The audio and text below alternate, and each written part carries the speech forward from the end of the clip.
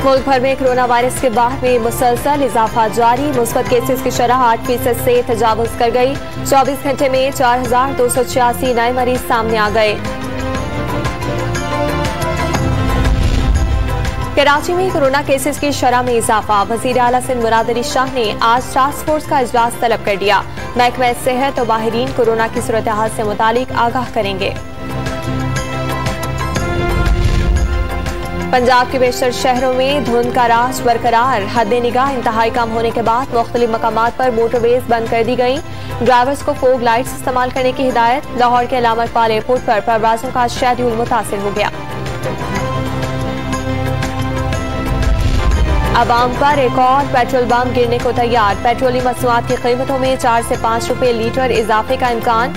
ओगरा ने सिफारिशात भिजवा दी। हतमी मंजूरी वजीर आजम देंगे।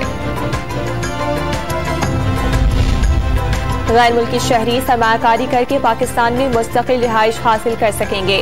कौमी सलामती पॉलिसी की रोशनी में पाकिस्तान ने जियो इकोनॉमिक को अपने कौमी सलामती नजरिए का कलीदी जुज़ करार दे दिया। फवाद चौधरी का ट्वीट।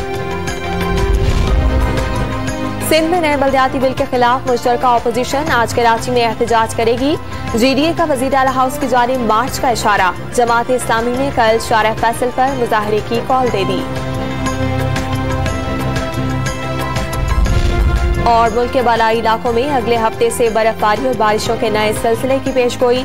मंगल की रात से जुमेरात तक मरी, गलियात, नारान, कागान, चित्राल और गिलगित में बर्फबारी का इम्कान।